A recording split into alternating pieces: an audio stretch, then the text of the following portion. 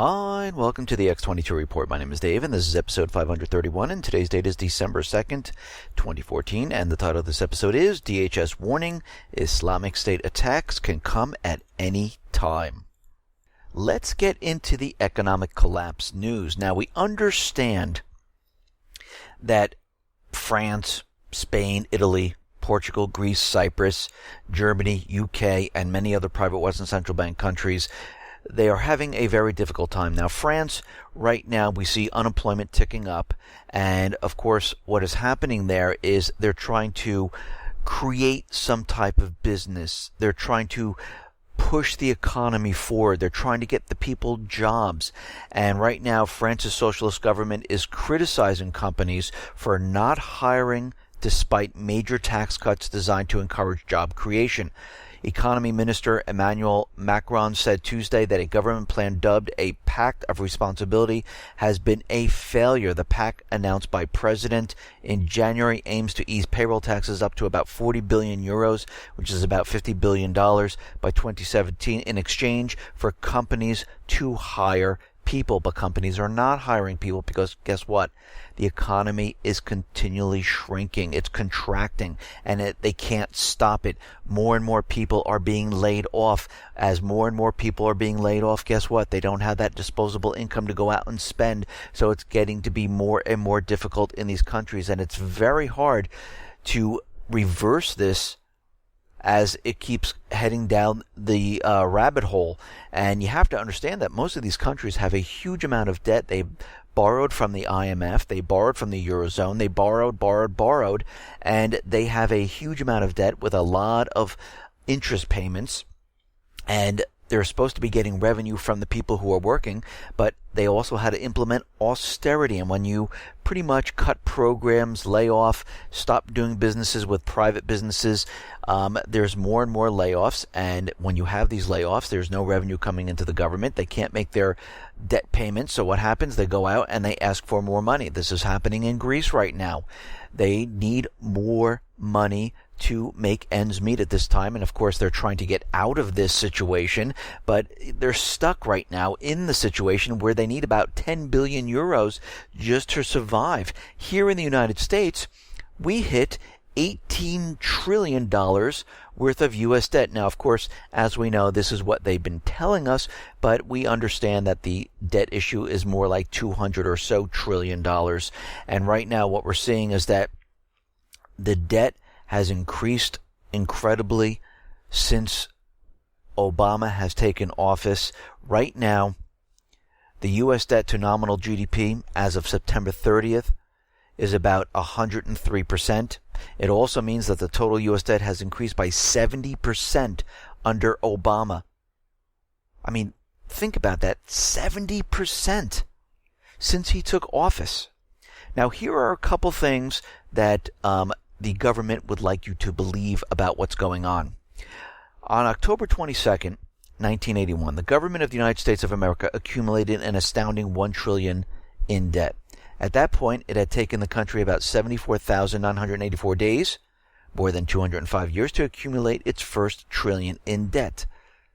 It would take less than 5 years to accumulate its second trillion.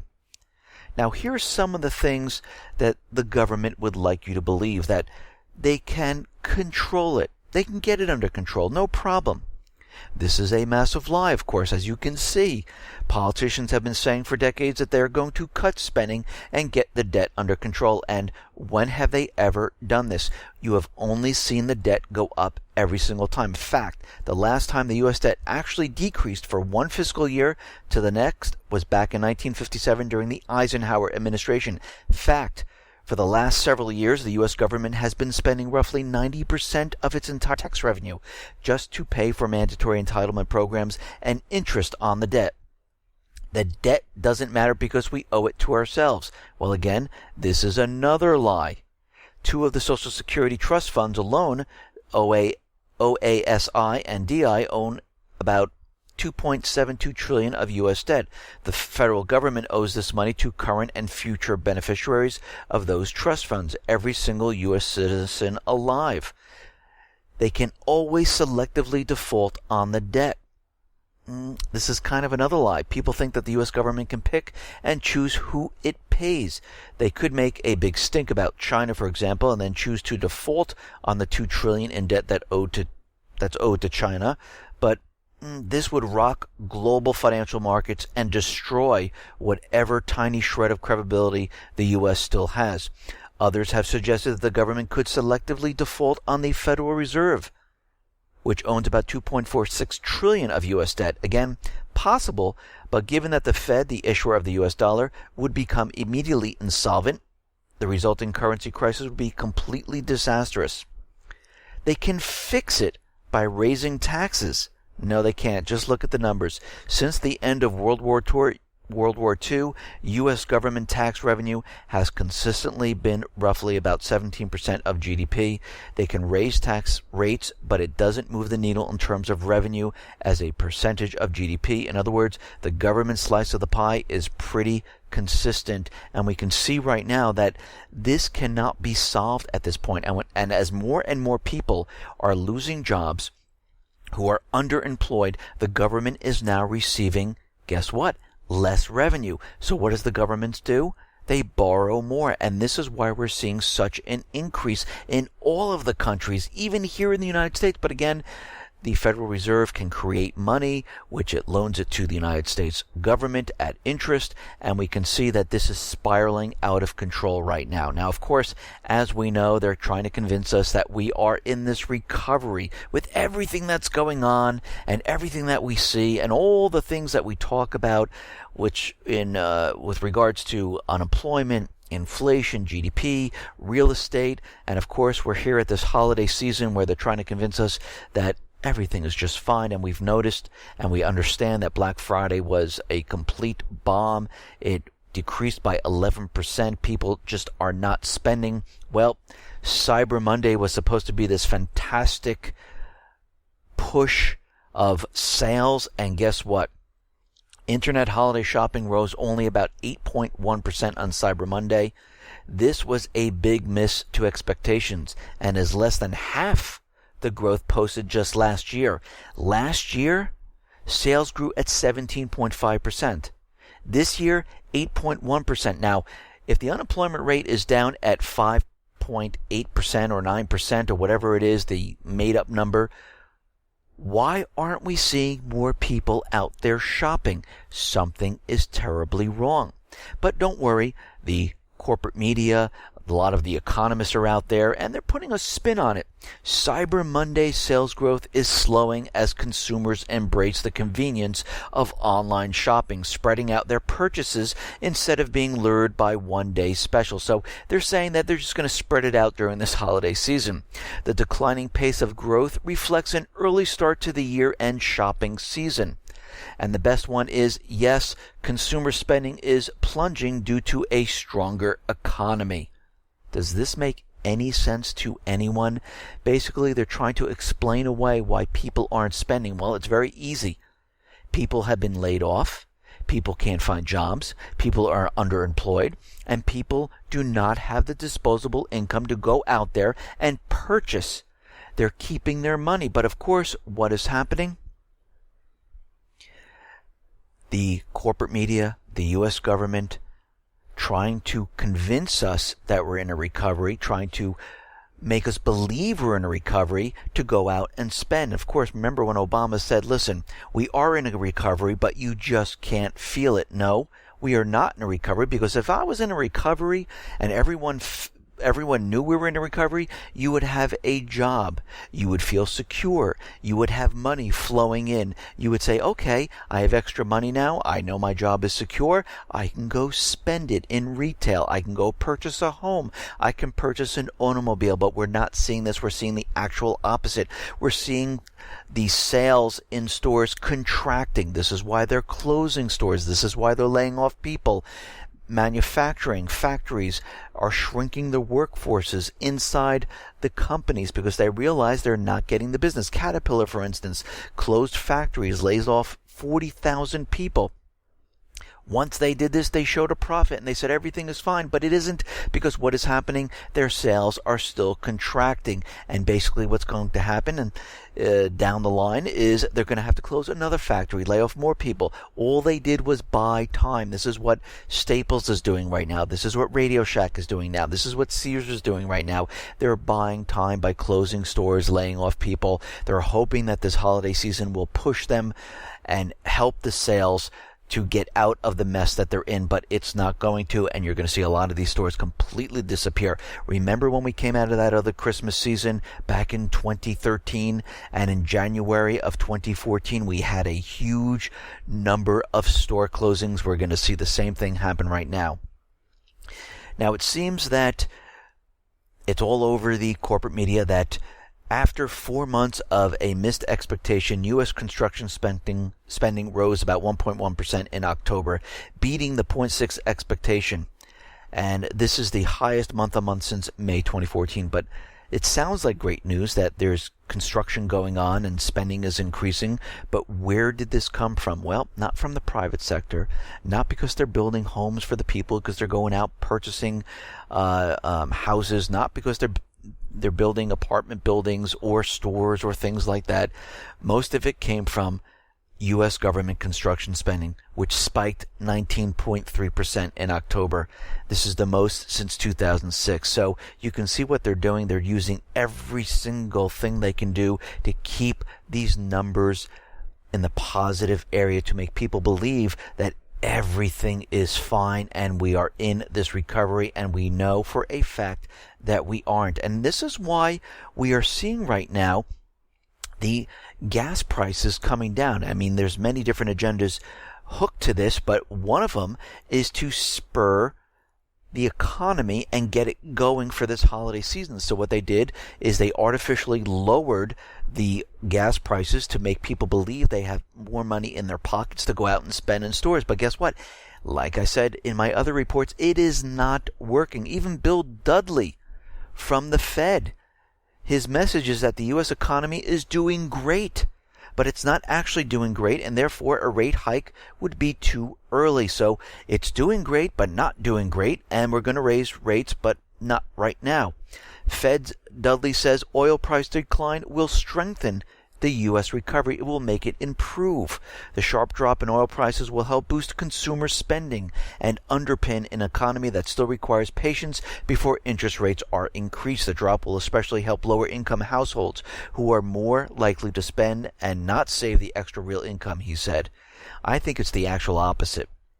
People are starting to realize that gas prices go up and down, and they realize this is a great opportunity to keep their money and not go out and spend, because they know eventually the gas prices are going to go right back up and they're going to have no money to save whatsoever. And this is why you're not seeing the sales on Black Friday, the sales for Cyber Monday, and the Fed is completely detached of what's going on here. They're trying to convince us of something that's really not happening.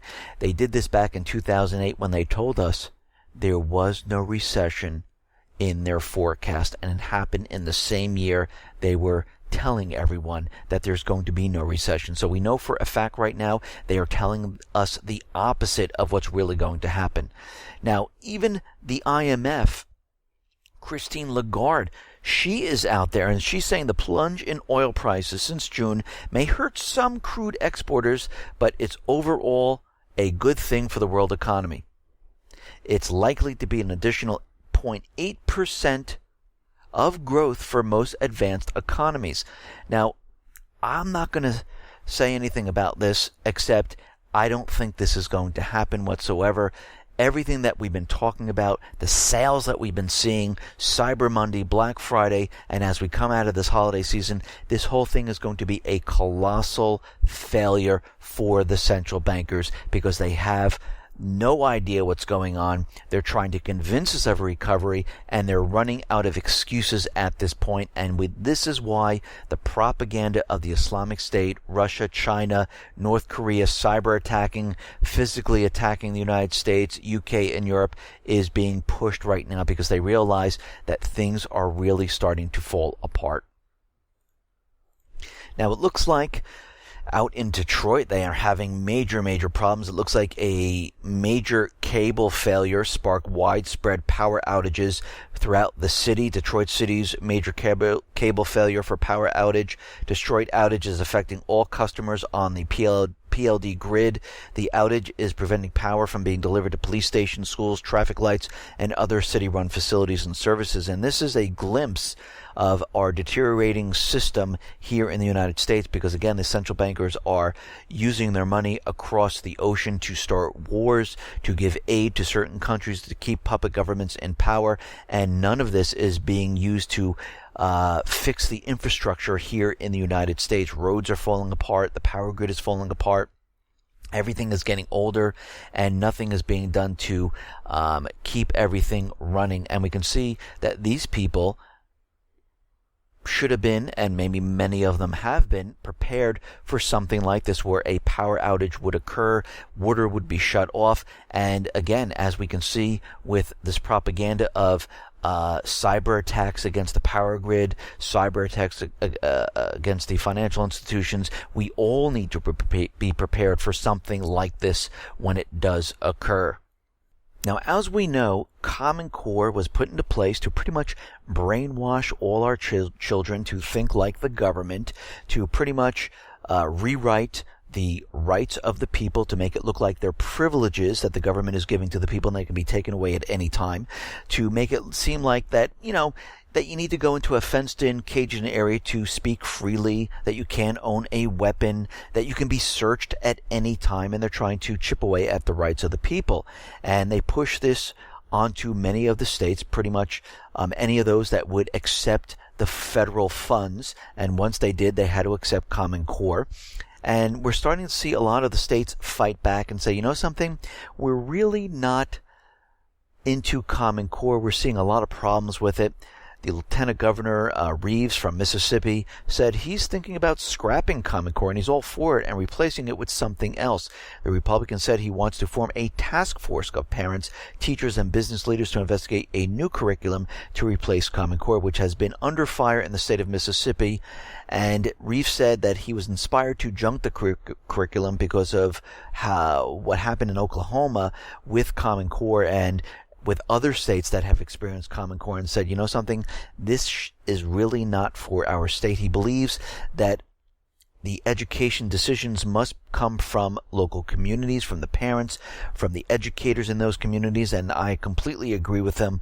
This is why it's been set up that way, so each community who knows their community the best, knows their children the best, need to make those decisions, not the federal government. But what's very interesting is that a Chinese immigrant mother of 3 testified before the Colorado State Board of Education that Common Core is the same type of education system she experienced growing up in communist China.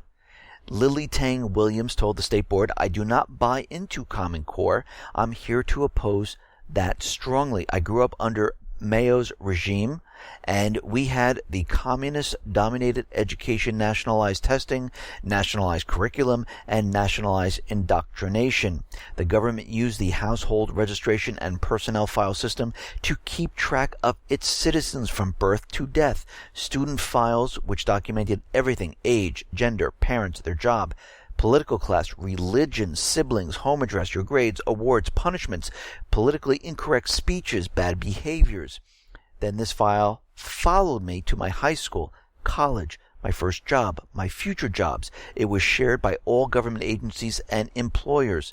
The worst I fear is that Common Core could be used by the government and corporations to do data collection and data mining on our children. It could be used for even worse. I'm going to go further than that they can make social profiles of each and every person that could limit you in getting a job, limit you in what you can do, and also be picked up if you have too many red marks against you. And you can see right now we are following in that footstep. And now you really have to think about Common Core. Common. Do all of us just want to be common? No.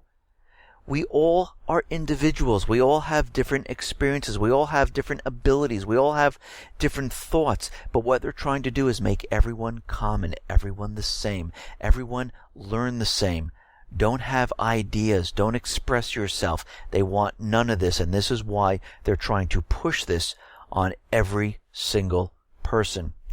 Now, we understand that Obama has given amnesty to the illegal immigrants. And basically, he has instructed all the agencies under his control not to deport these illegals. And we understand that corporations will not be penalized if they take these illegals and give them a job, because they are not citizens, so they don't come under the umbrella of Obamacare. And once they become citizens, then they can go on to Obamacare, and most likely they'll be let go from that corporate job. And then the next wave of illegals that come in, they will get their job and start at a lower salary. So you can see how this process is going to work and why they're doing this at this point.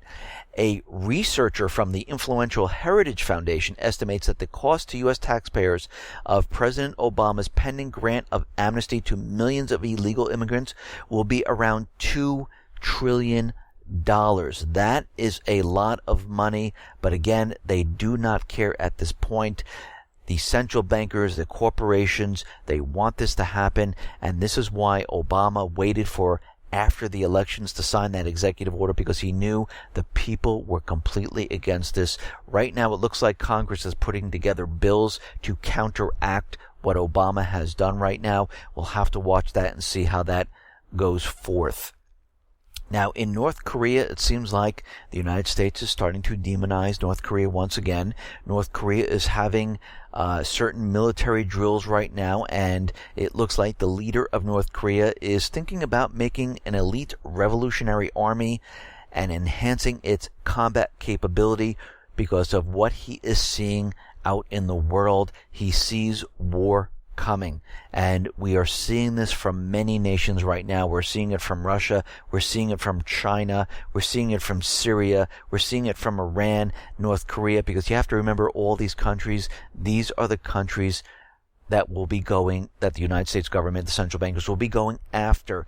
The players are always the same. Those countries that are not hooked into the private Western central banking system, pretty much those are the countries that these bankers are going to go after and start a war with.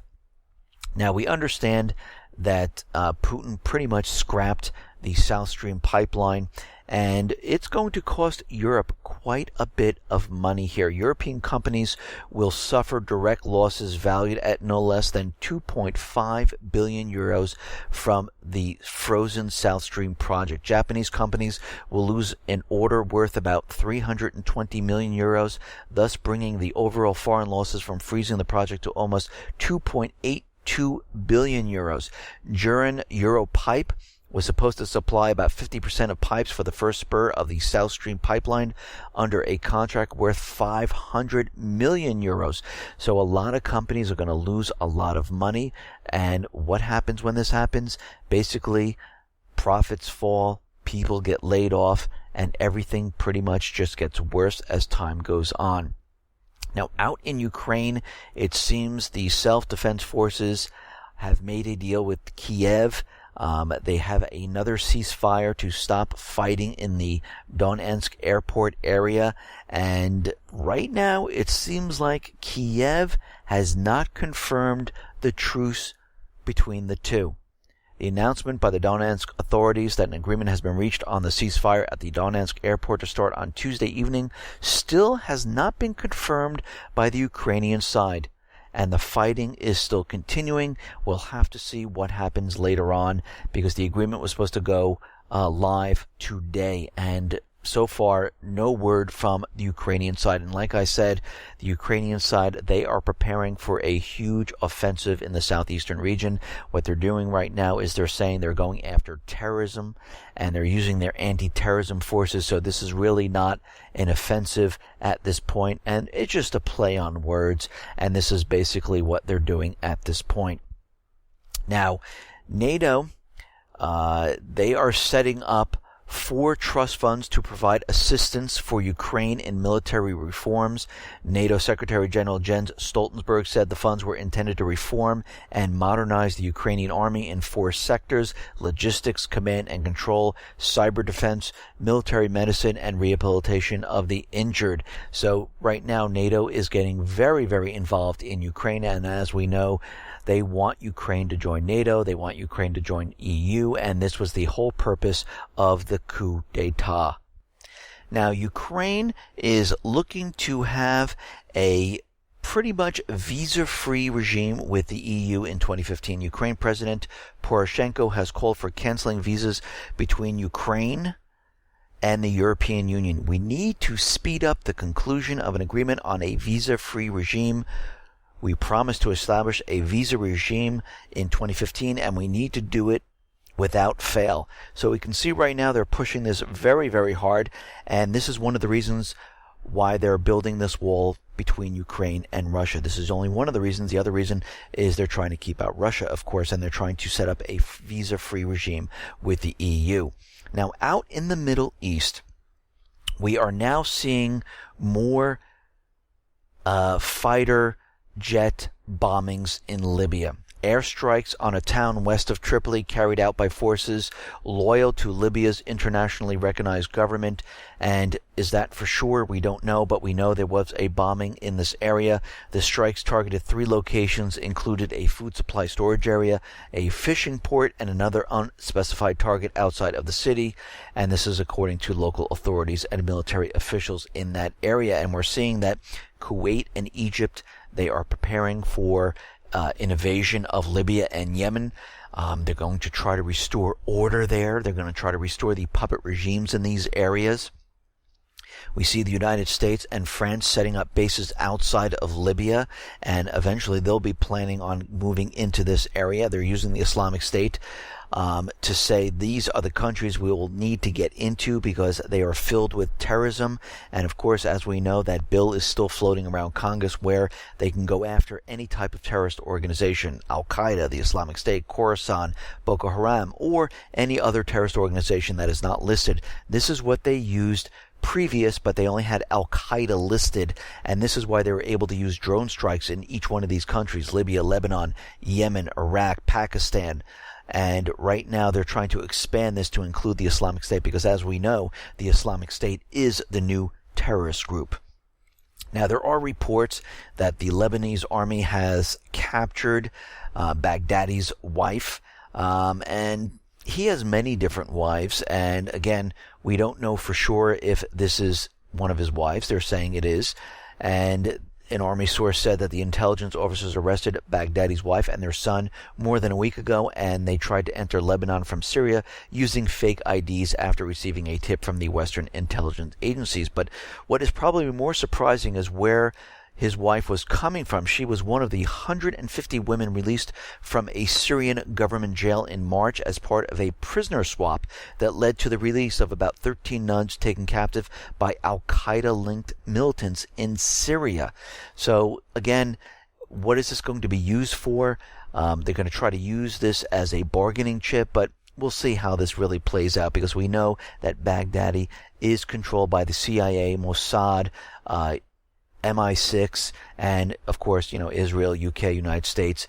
They have control. They're telling them what to do. They're maneuvering them. They are the proxy army of these countries. And again, this will probably mount to pretty much absolutely nothing.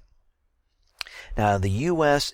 understands at this point that Iran is bombing the Islamic State in Iraq. Iraq invited Iran into there. And they're saying that we are aware of that and wouldn't say we're necessarily concerned with it. We kind of have our eyes on it. White House Press Secretary Josh Earnest said last month that the U.S. and Iran were not working in tandem against the Islamic State.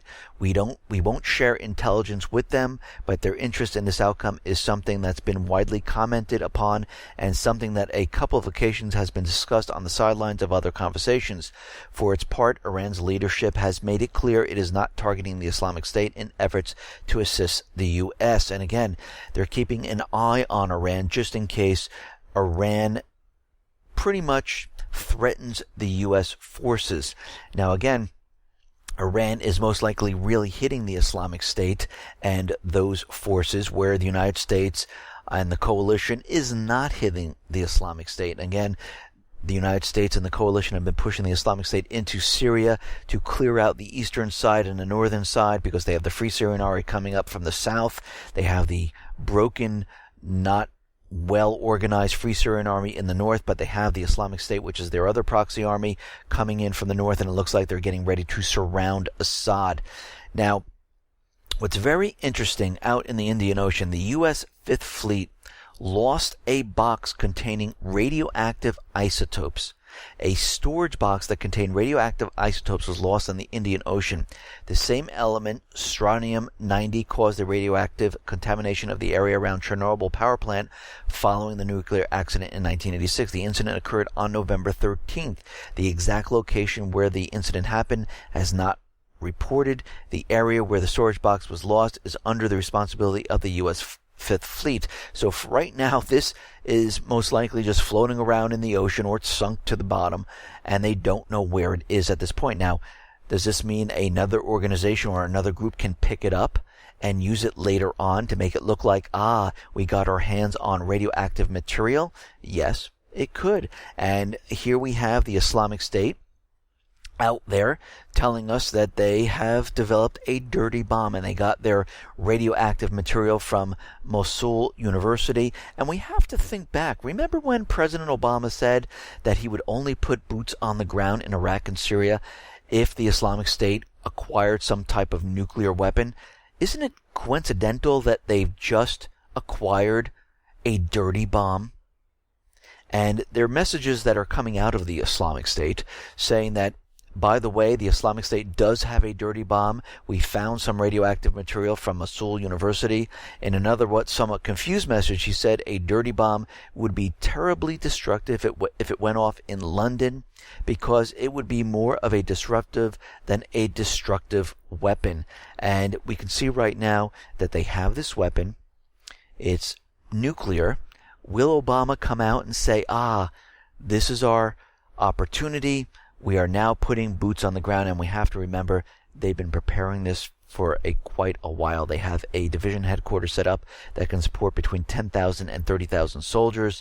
They have an air base which they commandeered from Iraq, and they're beefing it up. And we can see right now Arab nations, the French, and other nations are bringing in ground troops into the area. And as we know, the United States is using mission creep to bring in advisors, which are basically combat-ready Marines ready to go. And if you notice, the number increases every time they send a group into there.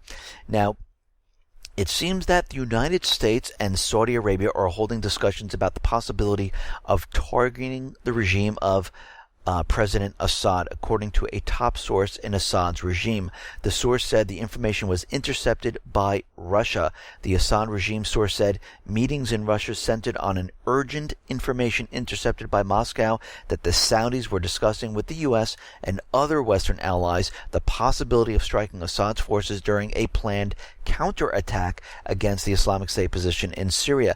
And we know for a fact this was the whole plan from the beginning. It was to get Assad, and the goal is still the same. The tactics they're using might change and differ depending on what situation is going on, but we always have to remember the goal is always the same. It is to get Assad. Now, it seems like Seth Rogen has created a new movie about pretty much assassinating Kim Jong-un, and it seems like Sony Pictures was attacked, and of course they come right out and say it was North Korea. North Korea didn't deny the role of attacking, but they didn't say they did it. So right now they're just using it to demonize North Korea, and of course this was a perfect opportunity, and most likely it was an inside job to make it look like North Korea actually did it. Now, the Federal Bureau of Investigation has warned of a new destructive malware and cyber attacks by unknown hackers targeting U.S. businesses. This one, they're saying that this could pretty much override your hard drive and wipe it clean, and all your records would be gone. While this would be a perfect malware for the financial institutions and for the central banks and for the government to pretty much wipe everything clean and say, hey, everything's gone. Your money's gone. Everything's gone. And we can see right now they're using this to keep everyone on their toes, to say, this could be coming from Russia, this could be coming from China, it could be coming from anywhere. And they're using the propaganda to convince you that this will be coming. And like I said in the past, my personal opinion and what I normally do is only keep enough in the bank to pay those bills. Everything else is in precious metals, cash on hand. Who knows? Don't tell anyone where you hide it, but this is what I would do at this point. Now, as we know, we're getting a lot of warnings out there saying that the Islamic State is ready to attack. DHS right now is increasingly concerned over lone wolf attacks on U.S. soil. Despite ongoing U.S. strikes against the extremist backers of the Islamic State, they could still launch attacks on U.S. citizens and personnel with little to no warning. Department of Homeland Security official who warned on Tuesday that DHS is increasingly concerned about the Islamic State backers who may choose to carry out attacks in the homeland rather than attempt to travel overseas. So all those people that are on the internet looking at the Islamic State, these are the people that can be radicalized and all of a sudden turn around and attack from within. And these will be the lone wolf groups that they can't, find. And it's amazing because they use the propaganda that the Islamic State is making a certain number of dollars per month, in the millions. They're the richest terrorist organization. Well, if they know all this information and they know how much they have, it's very simple. Shut down their accounts. Block their funds. It's very simple. If they know, how do they know this information? How do they know where the lone wolf groups are, or they even exist, if they don't know where they are? All this does not make sense. It reminds me of when they were trying to find bin Laden and they had the pictures in Afghanistan of all the underground bunkers of each floor and how much furniture they had. If they watched TV, if they, where they were and how it looked like homes. And it was absolutely ridiculous. Right now, they're saying the Islamic State continues to gain in strength and has the capabilities most terrorist groups do not possess because of their wealth, and they're well organized. And you can see this is a complete setup to hit the United States, the UK, and Europe for when the entire system collapses. Listen, everyone, thanks a lot for listening. Be well, be safe, and especially be prepared. Thanks a lot.